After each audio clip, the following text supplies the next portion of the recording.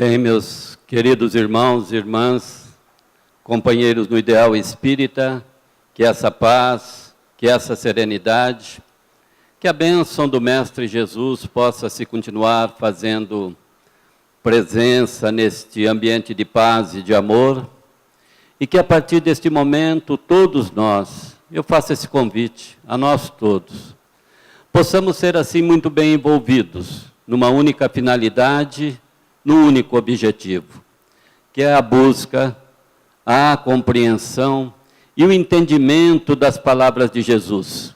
Se possível, tudo com base na doutrina espírita, que é hoje um tipo de doutrina que já nos permite um melhor entendimento, melhor esclarecimento, em termos de conhecimento.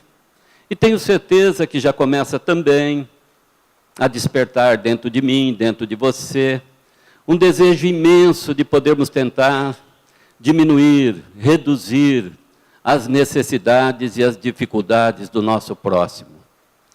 E quando nós falamos no nosso próximo, nós estamos querendo dizer daqueles que estão bem próximos de nós, que são os nossos familiares. Numa entrevista à Rádio Boa Nova, perguntaram a Chico Xavier, qual a melhor religião que existe? Chico pensou, tem quase 5.000 tipos de religiões no mundo. Ele pensou e falou, sabe que eu não sei?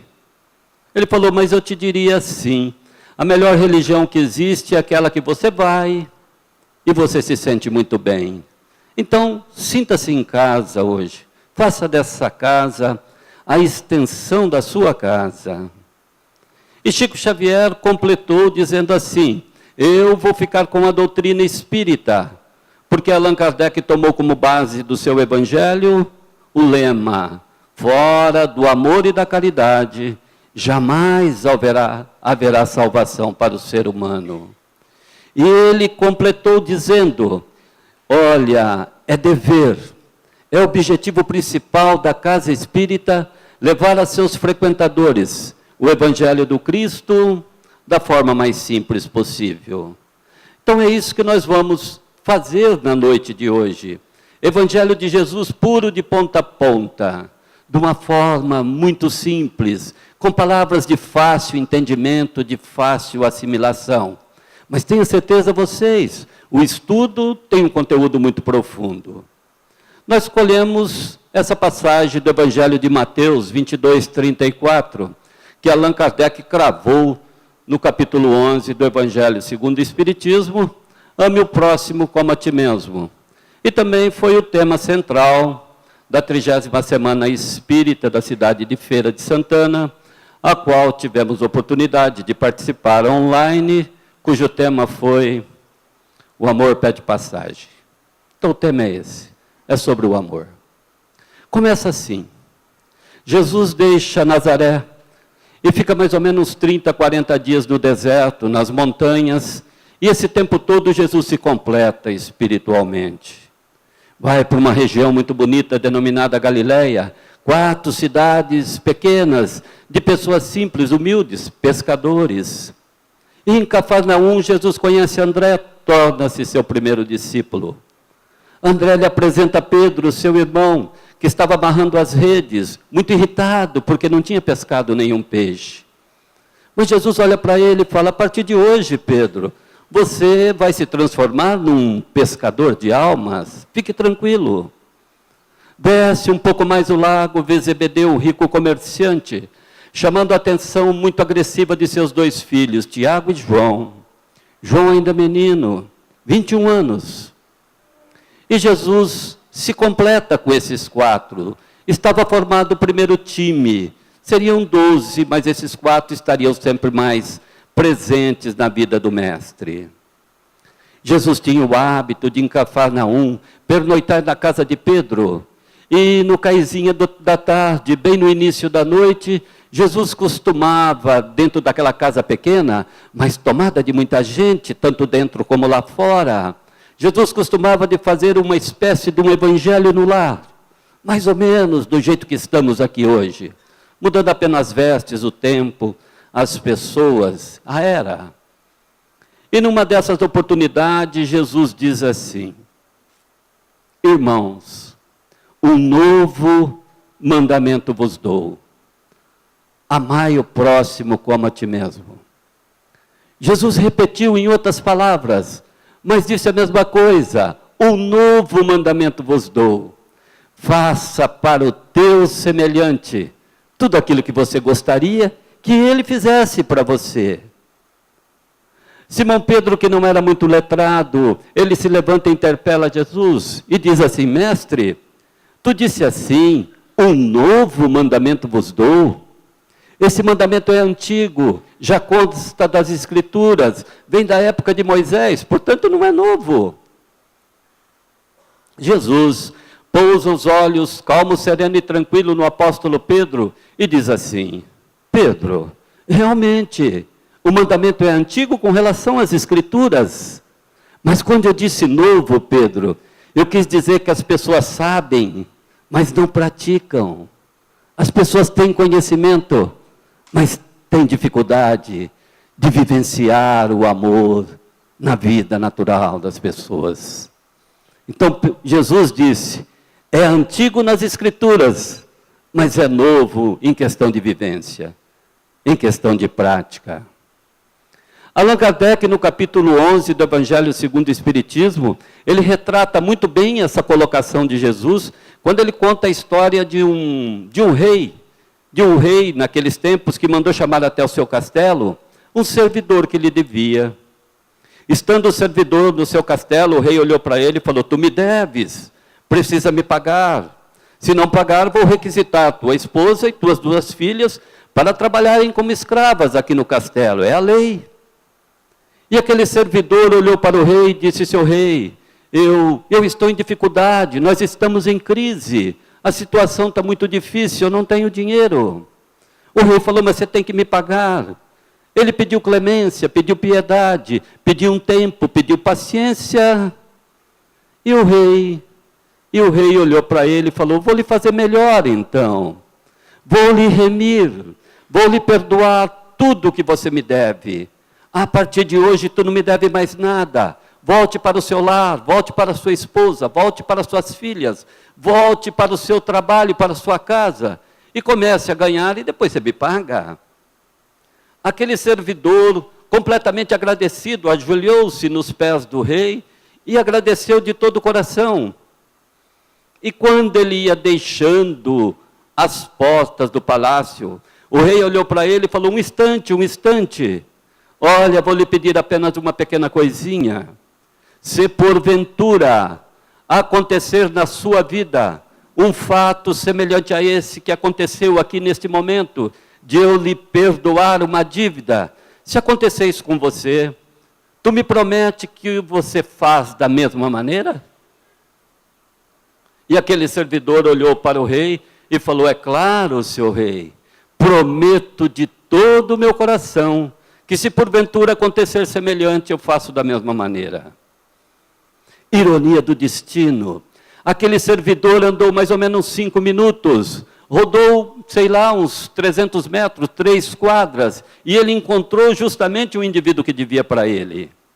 E ele também pediu ao indivíduo: olha, me paga, você me deve. E o indivíduo falou a mesma coisa que ele falou para o rei dentro do castelo: eu estou com dificuldade, eu não tenho, estamos em crise, e você tem um pouco de paciência. Mas ele não teve paciência, não. Ele grudou no pescoço do indivíduo e foi agredindo ele a socos e pontapés. Acontece que os soldados que presenciaram a cena do perdão dentro do castelo, presenciavam agora a cena de agressão lá fora do castelo. E foram e contaram para o rei. Falou: seu rei, o senhor perdoou o indivíduo, pediu que ele fizesse da mesma maneira. Passado poucos minutos, 10 minutos, e ele fez totalmente ao contrário, agredindo o indivíduo. O rei disse aos soldados: tragam ele até o castelo. Estando ele no castelo, o rei olhou para ele e falou: mau servidor, estás preso. Então essa história retrata muito bem a colocação de Jesus. Há uma certa dificuldade da nossa parte em executar, em colocar em prática o amor para com o nosso semelhante. desse tempo, dessa época de Jesus, o mundo mudou muito. A evolução foi, não dá para se medir. Nós tivemos uma evolução muito forte no campo das artes. Tivemos uma evolução no campo da arquitetura. Nós temos hoje um arranha-céu em Dubai, no Emirados Árabes, que tem 828 metros de altura. Dá para você imaginar? Quase 1 quilômetro de construção para o alto. A evolução no campo da ciência, no campo da medicina. Hoje o indivíduo só morre se tiver que morrer. Olha a evolução no campo da informática, no campo da tecnologia. Em 1975 eu pedi uma ligação para São Paulo. Ela se completava somente no outro dia. Hoje, através de um celular e de um computador, nós podemos falar no mesmo instante com os nossos irmãos do outro lado do mundo. Olha a evolução da tecnologia, da informática. Então, com relação a essas partes aí, o mundo evoluiu de uma maneira que não se pode medir nem mensurar, principalmente nesses últimos 40 anos. Mas em matéria de amor, parece que não houve progresso nenhum. Parece que evoluiu muito pouco em termos de amorosidade para com o semelhante. E o Espírito Alexandre, logo no finalzinho do livro Missionário da Luz, ele tem uma explicação muito precisa quando ele chama André Luiz e fala assim: olha, André, o amor se divide em 3 fases distintas. Diz ele que numa primeira fase do amor, que ainda tem muita gente incrustada nessa fase, é uma fase que o elemento ainda é extremamente egoísta. O elemento ainda pensa somente, única e exclusivamente nele. Ele conjuga o pronome apenas na primeira pessoa. Eu falo, eu faço, eu estou trabalhando, eu estou progredindo. Esse indivíduo que vive nessa primeira fase do amor, ele é um sujeito que passa pela vida. E entre passar pela vida e viver a vida de uma maneira mais intensa e mais profunda, tem muita diferença. O indivíduo ainda que vive nessa primeira fase do amor é uma existência que não tem sal, não tem açúcar, não tem gosto, não tem sabor, porque não tem a presença do amor. E amor é a fonte mais divina que a bênção do amor de Deus colocou na nossa existência, plantando a semente do amor como sendo uma existência de muita felicidade e de muita alegria. Numa segunda fase do amor, nessa proposta de André Luiz, que eu quero acreditar que é nessa fase que todos nós já estamos, é uma fase ainda que o elemento, o indivíduo, ele traz dentro deles os sinais ainda de egoísmo, de sentimento de posse, de pensar somente nele. Mas nessa segunda fase do amor, é uma fase em que nós já paramos, já temos um tempo para refletir, e nós já conseguimos entender, compreender o que é o bem e o que é o mal. A gente se cobra. De vez em quando a gente dá uma policiada e fala, puxa vida, eu errei, mas da próxima vez quero ver se não erro mais. Nessa segunda fase do amor, nós ainda não conseguimos colocar essa amorosidade para com o nosso semelhante de uma maneira mais ampla e mais profunda.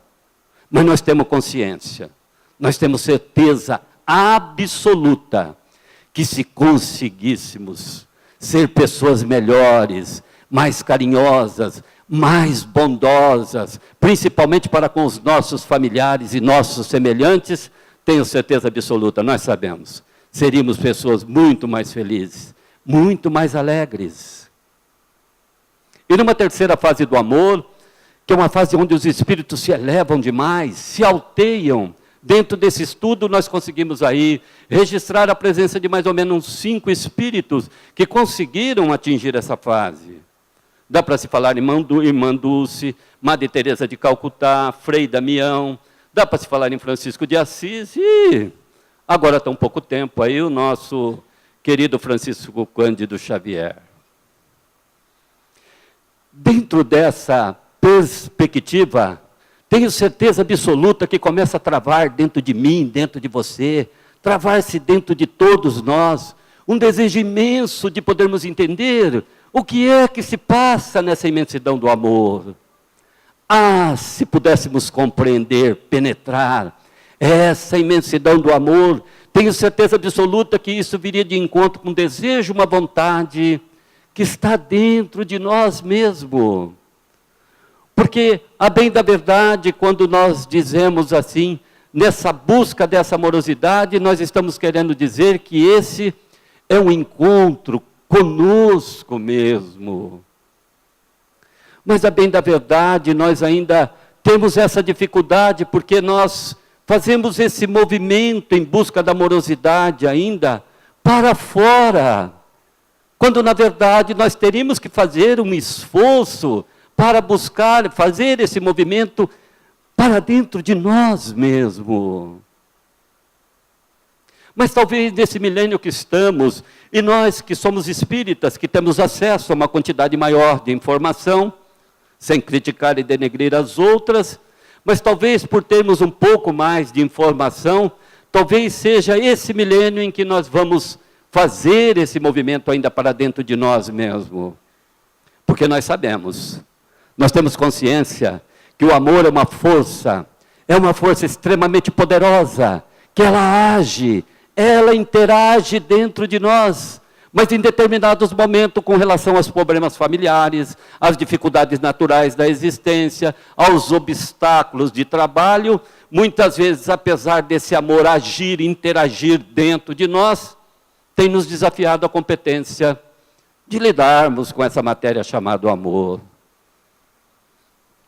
No último domingo do ano, nós convidamos um casal aqui da Igreja Basílica, que fazem um trabalho de encontro de casais. Eles cantam, tocam e fazem reflexão a respeito da família de Jesus e de Deus. E eles foram fazer uma palestra, tipo mais ou menos igual essa, assim, numa periferia da cidade, no Maria de Nazaré. Chegando lá, eles começaram a fazer a palestra e eles contaram uma história. Uma história de que eles fazem um trabalho no hospital de base. Estavam dizendo que o hospital de base tem uma ala de doentes em fase terminal. Dizem que quem vai para essa ala, poucos de lá voltam. A maioria vão para o outro lado da vida. Diz que quando chegaram para fazer o trabalho, no primeiro leito eles se defrontaram com um menino chamado Marcelo, 25 anos, pesando 21 quilos. Só o esqueleto do menino. Doença, AIDS. Tempo de internação, 4 meses. E eles perguntaram ao menino, falou, estamos aqui, você precisa de alguma coisa? E o menino falou, preciso sim. Eu gostaria de ver o meu pai. Queria tanto conversar com meu pai. O casal estranhou, falou, nossa, mas o teu pai, 4 meses, e a tua mãe não veio aqui te visitar? Ele falou, não, mamãe morreu, desencarnou, mas papai está vivo, eu queria conversar com ele. E o casal falou, sem problema, dê-nos o endereço que vamos até lá. Rua 23, número 460, no bairro Santo Antônio. E o casal foi até lá. Chegando lá, bateram na porta, um senhor, o seu Otávio, atendeu o casal, abriu a porta, o casal entrou. Eles se apresentaram e disseram, olha, nós estivemos no hospital de base, conhecemos um menino chamado Marcelo, que diz que é filho do senhor, e ele quer te ver. O senhor não quer ir com a gente lá? O pai fechou o rosto, a face ficou mais escura, mais fechada, e ele respondeu para o casal assim, olha, esse menino não é meu filho. Mas como? Olha, veja bem, ele desde pequeno, eu tentei cuidar dele, eu procurei dar-lhe estudo, procurei dar-lhe escola, eu levava ele na escola muitas vezes, eu falava para não brincar com as crianças do bairro, que o ambiente não era bom, eu levava ele na missa de domingo, eu procurei dar tudo de bom para ele, mas com 14 anos, ele seguiu o mundo do tóxico, da droga, do álcool e da criminalidade. Portanto, só me causou sofrimento na vida, só me causou desgosto, não é meu filho. O casal ficou sem saber o que fazer, mas parece que quando todo o trabalho vindo da parte de Deus, da obra de Jesus, quando trabalha no bem, parece que as coisas tomam tudo um bom caminho.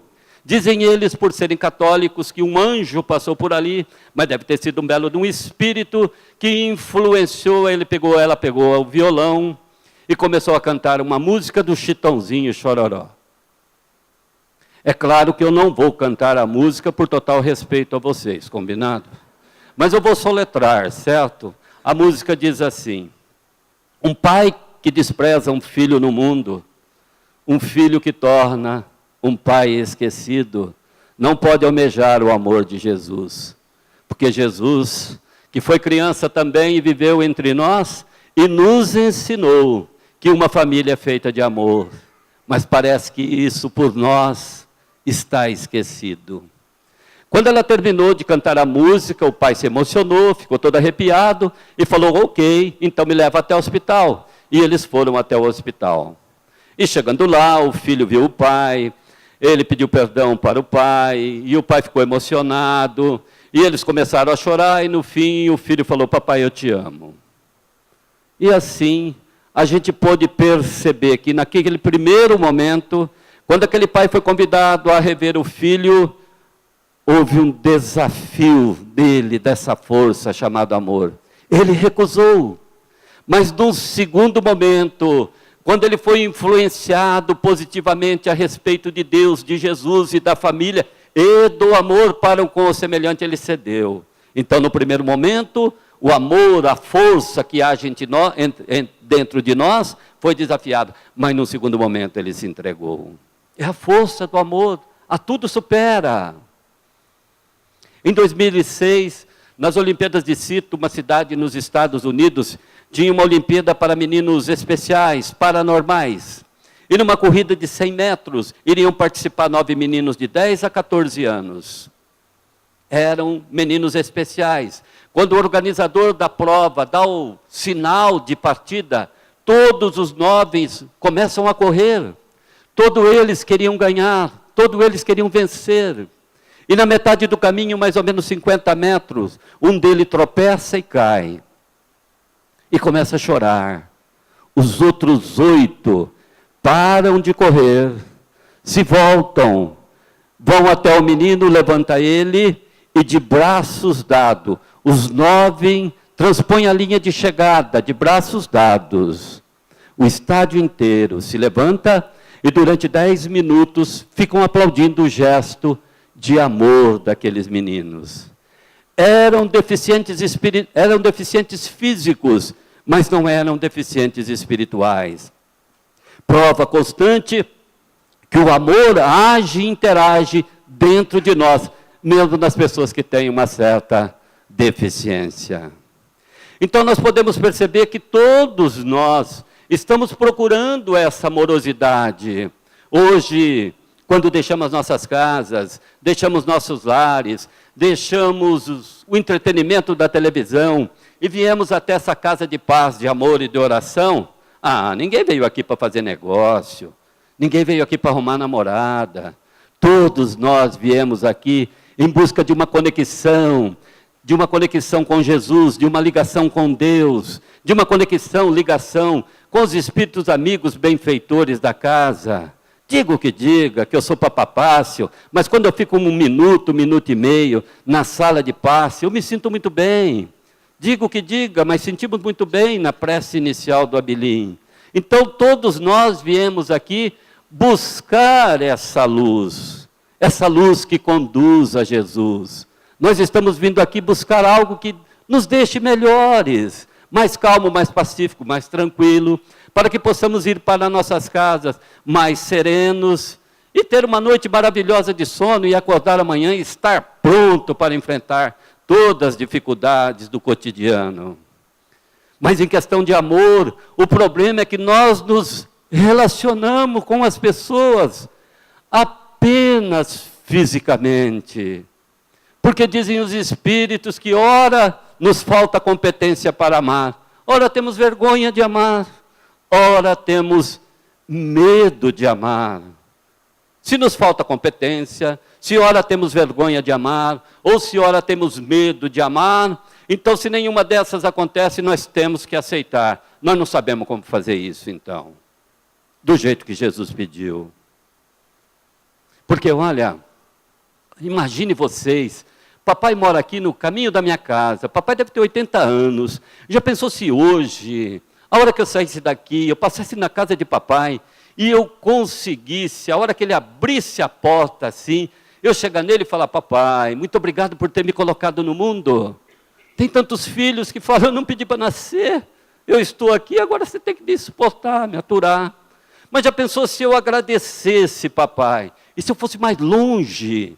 Já pensou se eu desse um abraço nele? Se eu conseguisse dar-lhe um beijo no rosto? E se eu conseguisse falar para ele assim: papai, eu te amo de todo o meu coração. Tenho certeza absoluta que quando eu fosse embora, papai iria até minha mãe e iria dizer assim para ela: ovelha, nosso filho virou homossexual, não é possível fazer isso.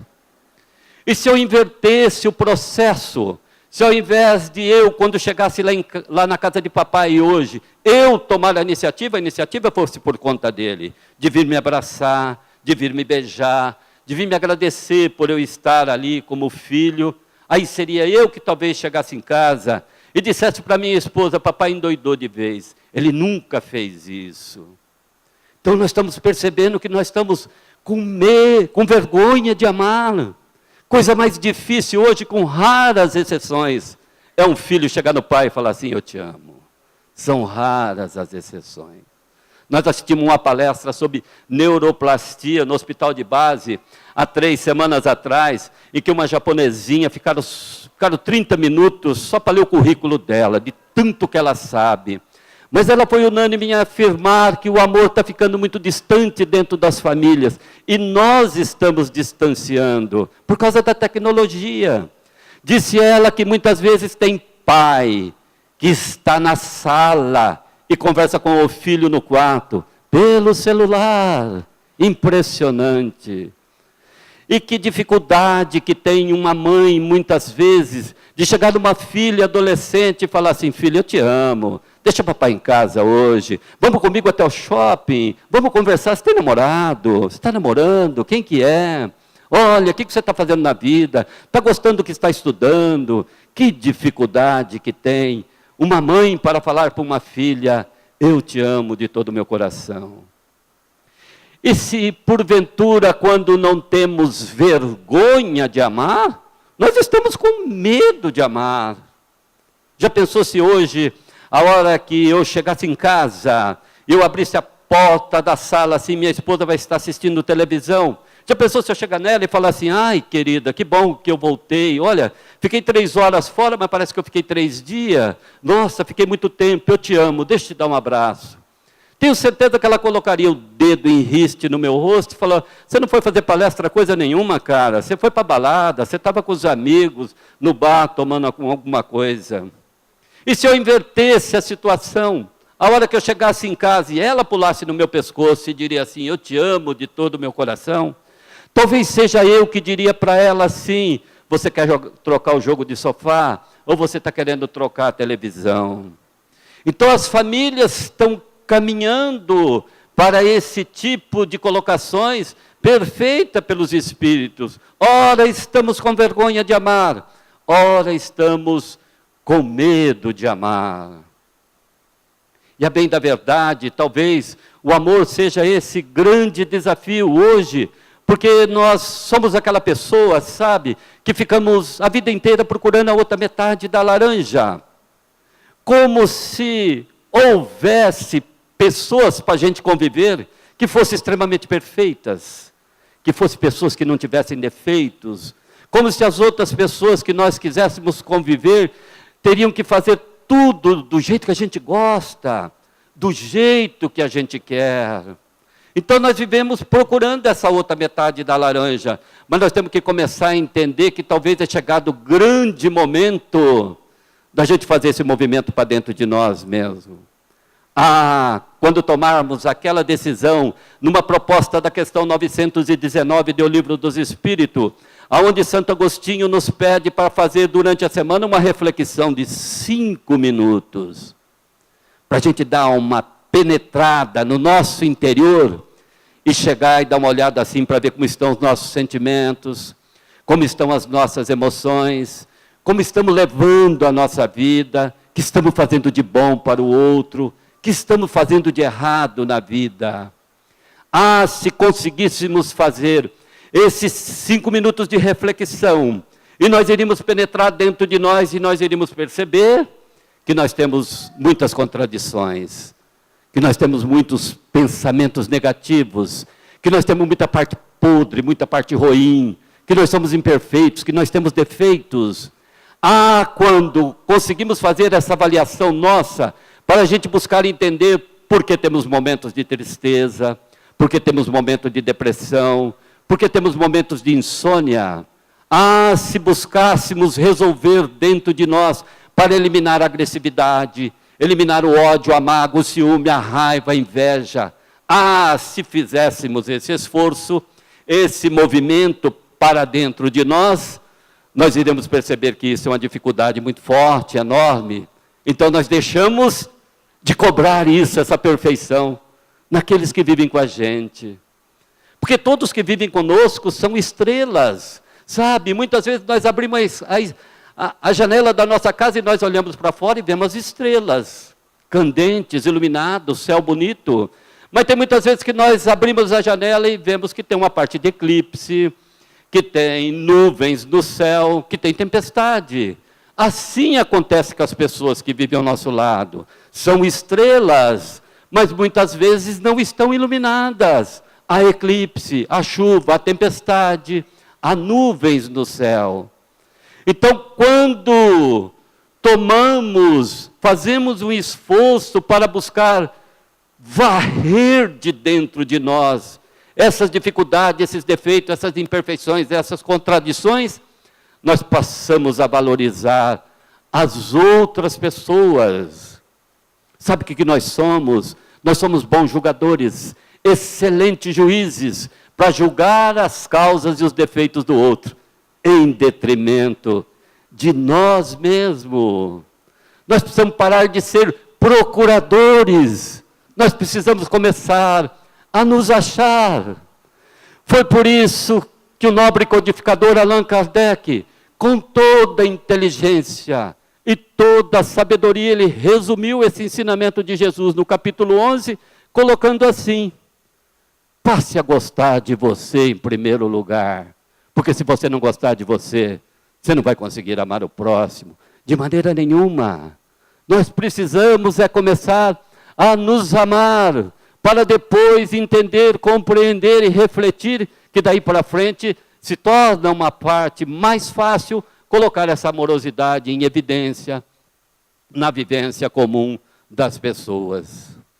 Então talvez o amor seja para nós agora este grande desafio, porque o amor não pode ser tomado como um encontro de corpos, o amor precisa ser o encontro de almas. E todos nós que vivemos em família, ou todo aquele que está pensando em constituir uma família, e todos nós que vivemos em comunidade, temos que começar a entender, compreender, que o amor não é uma estação de trem, o amor não é um ponto de encontro, o amor não é um ponto de ônibus, aonde a gente sobe e desce a qualquer momento. Não, o amor é uma viagem. E essa constituição da família torna-se uma viagem muito longa. E essa viagem, ela tem que ser feita ombro a ombro, lado a lado. Tem que ir dividindo alegrias, tem que ir dividindo os pontos de felicidade, mas tem que dividir os obstáculos, os pontos de sofrimento também. E nesse rameirão do dia a dia, e nessa vida que nós estamos vivendo, e que passa muito rapidamente, nós podemos perceber que muitas das pessoas que vivem em família, vivem em comunidade, elas mesmo confessam: nós vivemos juntos, mas não há um amor. Nós vivemos, tem muitos casais que estão juntos apenas por questões morais, apenas por dificuldade de dividir patrimônio, estão juntos apenas por fachada, apenas para dar a impressão para os outros que estão vivendo em família. Mas eles mesmos, muitas vezes, são unânimes em afirmar e confessar: acabou o encanto, acabou o amor. Essa é a colocação que fazem. Acabou o encanto, acabou o amor, vivemos juntos, somos dois bons irmãos, somos dois bons companheiros. Ora, o encanto até que a gente pode entender que ele acaba, ele vai diminuindo, começa na adolescência, depois de uma determinada idade, o encanto vai reduzindo, vai diminuindo, mas o amor não. O amor não acaba nunca.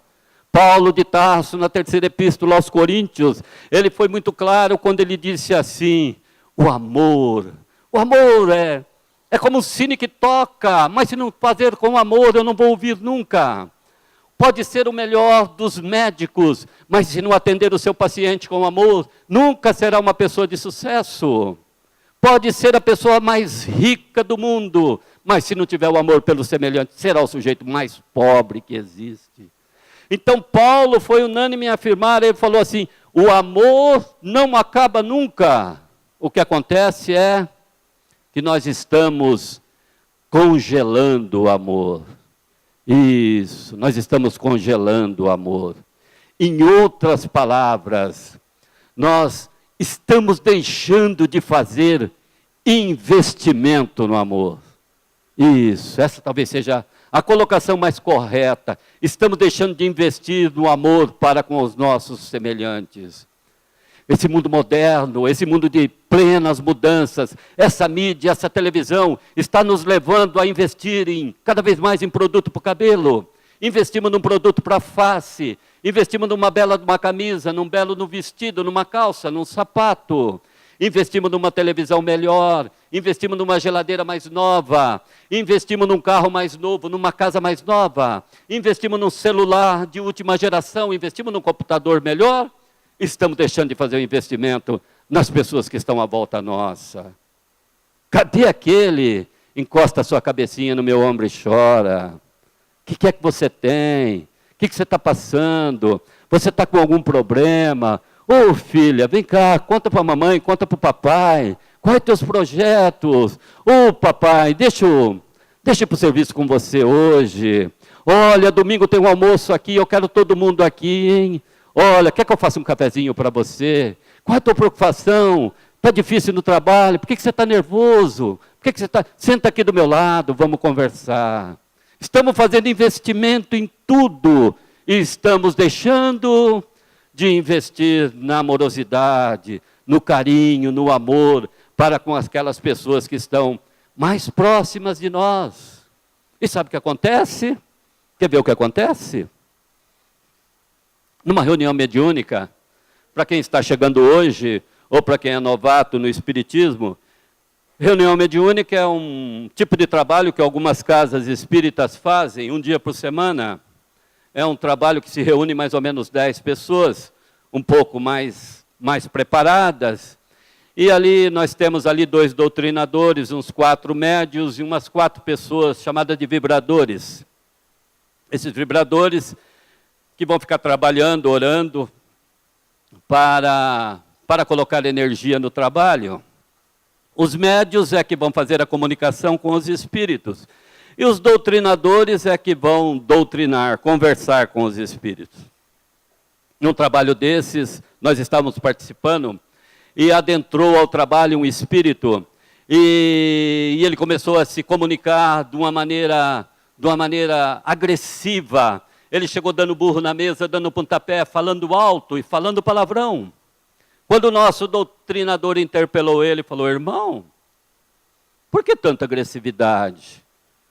Para que tanta raiva? Para que tanto ódio? Aqui estamos para te ajudar, somos teus irmãos. E ele acerenou um pouco e falou assim, então eu não sei, eu acho que eu morri, parece que faz uma semana ou 15 dias, porque agora eu estou sentindo que eu morri, eu estou voltando à minha casa, e estou vendo meus 2 filhos, a minha esposa, e eu tento conversar com eles, e não consigo, eles não me ouvem. Mas o que mais me judia, o que mais me deixa triste, aborrecido, é que aqueles 2 filhos lá, eu fiz tudo por eles, comprei computador novo, paguei a melhor escola, as roupas que eles usam, e faz mais ou menos uma semana, 15 dias que eu morri, eles nem falam mais o meu nome, nem se lembram mais de mim. Que falta de consideração. E olha a minha esposa, 15 dias que eu morri, ela já tem outro namorado. E ela está saindo com esse namorado com o carro que eu comprei, na casa que eu comprei. Ali tudo fui eu que comprei. Então esse é um espírito que desencarnou e está completamente revoltado, porque ele investiu nos meus bens. E esqueceu de investir no meu bem. Diferente dessa outra história, de um domingo de manhã, um ônibus de excursão, quando ia e estava para sair, eis que as pessoas foram se acomodando no ônibus, foram sentando, e de repente chega até ali uma loira bonita, aparentando mais ou menos 50 anos, e quando ela entra dentro do ônibus, ela muda completamente o ambiente daquele ônibus. Aonde se fazia um silêncio, ela entra e fala bem alto: bom dia, meus amigos, hoje vai ser um dia de muita alegria, nós vamos passear, nós vamos nos divertir, eu quero que todos vocês estejam alegres e felizes. E aquele pessoal dentro do ônibus, assim, eles ficaram meio espantados. Mas ela chegou no primeiro casal aqui, no primeiro banco, se apresentou: eu sou a Marlene, muito bom dia. Foi no segundo casal, no terceiro, no quarto, no quinto. Quando ela chegou no meio do ônibus, tinha um senhor sentado sozinho, e ela falou: bom dia, eu sou a Marlene. O senhor falou: muito bom dia, mas quero que você conta para mim, qual o segredo da tua felicidade? O que te torna uma mulher tão alegre e feliz desse jeito? Conta para mim, me dá a receita, eu quero. Ela falou assim: a receita é o seguinte, o meu marido morreu. Ela falou: mas como? Teu marido morreu e você está contente? Ela falou assim: ele morreu, mas continua viva na minha mente, no meu espírito. Ele viveu entre nós, e esse tempo que ele viveu entre nós, ele plantou dentro de mim e dentro do meu lar e dos meus filhos a semente do amor, da paz e da felicidade. Esse cara, esse meu marido, ele morreu, mas continua vivo. Ele era honesto, trabalhador, ele levantava de manhã e ia trabalhar, ele falava bom dia para as pessoas do lado direito da quadra, e falava bom dia para as pessoas do lado esquerdo da quadra. Esse meu marido nunca foi pai para os meus filhos, era um extremo amicíssimo deles. Ele levava eles para soltar papagaio, soltar pipa. De sábado, domingo, levava para jogar bola, jogar basquete, jogar voleibol. Era amicíssimo deles. Tanto é que hoje, quando eu faço bife frito, eu ponho na mesa e os dois filhos se lembram assim, do jeito que papai gostava. O meu marido, ele levantava de domingo de manhãzinha, ia até a padaria, comprava pão de queijo quentinho, fazia café e me levava na cama. Marido que faz isso, hein? Dá para você imaginar isso? Meu marido nunca dormiu de costa para mim, sabe? Meu marido sempre dormiu na cama comigo, sempre virado, de frente para mim a noite inteira. E quando de manhãzinha nós acordávamos, ele me abraçava e falava assim todo dia: acordei ao lado da pessoa que eu mais amo na vida. O meu marido, ele ia trabalhar. Quando chegava meio-dia, ele não vinha almoçar, porque era distante do trabalho a minha casa. Mas ele pegava o telefone, depois do almoço, e ligava: Marlene, eu te amo. Ele me falava: eu te amo 3 vezes por dia. Tem muitos de nós que não estamos falando isso 1 vez por mês. Tem muitos de nós que não estamos falando isso, às vezes, no ano inteiro. Estamos perdendo o exercício de falar para os nossos semelhantes: eu te amo. Estamos perdendo o jeito de falar isso. Então nós temos aí 2 situações. Aquele primeiro fez um investimento completo em bens, esqueceu de fazer no meu bem. E esse segundo não. Ele está no plano espiritual, mas está calmo, sereno, tranquilo e alegre, porque ele não sente mágoa, ele não sente ódio de estar vendo a família daquela maneira, porque ele amou os seus semelhantes do jeito que Jesus pediu. E é por isso que Jesus, certa vez, ele se abeira de Simão Pedro e fala assim: Pedro, tu me amas de verdade? E Pedro fala assim: claro, mestre, que eu te amo. Quando Jesus pergunta a Pedro pela primeira vez: tu me ama de verdade, Pedro? Esse ainda é o amor de periferia. Esse é aquele amor de sentimento de posse. Esse ainda é aquele amor que a pessoa tem no sexo, a maneira completa de se realizar em termos de amorosidade. Quando Allan Kardec, na questão 200 do Livro dos Espíritos, ele pergunta assim: tem sexo os espíritos? E as entidades benevolentes do plano maior respondem: não assim como vós entendeis. A nossa vida na comunidade é na base do amor, na base da consideração, na base da fraternidade. Então Kardec explica muito bem, fala assim, que nessa primeira fase aí que Jesus pergunta a Pedro, e que Pedro responde com uma base intercalada com o sexo, nós podemos entender que o sexo é continuidade da vida, é perpetuação da espécie. É o motivo pelo qual nós estamos todos aqui.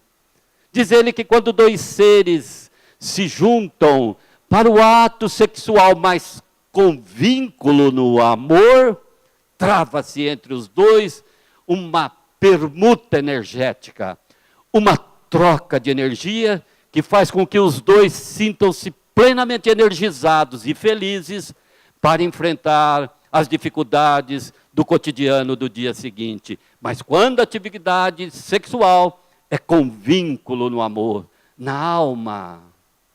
E quando Jesus pergunta a Pedro pela segunda vez: Pedro, tu me ama de verdade? Pedro chora. Jesus até percebe que Pedro, justamente naquela noite, iria lhe negar por 3 vezes, antes do galo cantar, antes de nascer o sol. Pedro negaria por 3 vezes, e assim o fez. Pedro negou Jesus por 3 vezes. Mas quando Jesus foi crucificado, logo nessa época, Pedro, nos arredores de Jerusalém, Pedro começou a dar sequência no Evangelho do Cristo. E talvez seja esse o grande momento da gente começar a refletir nessa sequência que Pedro deu no Evangelho de Jesus, para que a gente possa, a partir de hoje, começar a pensar, entender, compreender e refletir que o amor pede passagem. Sim, é chegado o grande momento, o amor pede passagem. Talvez é chegado o grande momento da gente entender, compreender que seria bom abrir o nosso coração e deixar o amor entrar. Alta de Souza encerra o estudo da noite no próprio livro de Alta de Souza mesmo, que diz assim: derrama o amor pelo caminho, toca a lira da fé que te procura, porque a mensagem da paz canta baixinho, em todo lar que reine bondade doce e pura. Espalhe um ramo de flor para cada espinho, mesmo que a dor por dentro te magoe e te tortura. Porque a bênção de um abraço, a bênção de um beijo, a bênção de um carinho, é como uma estrela candente quando ilumina a noite escura. Faze o bem, mas faz a caridade também. Faze o bem o quanto possas, porque todas as vezes que estivermos enxugando lágrimas alheias, tenho certeza vocês, teremos sempre o Mestre Jesus enxugando as nossas. Desejo que a partir de hoje todos nós possamos estar mais com Jesus, olhar mais para Jesus, e que amanhã, no amanhecer de um novo dia, todos nós possamos ter o Mestre Jesus como uma das nossas principais companhias. Tenho certeza que assim vai ser, assim será e que assim seja.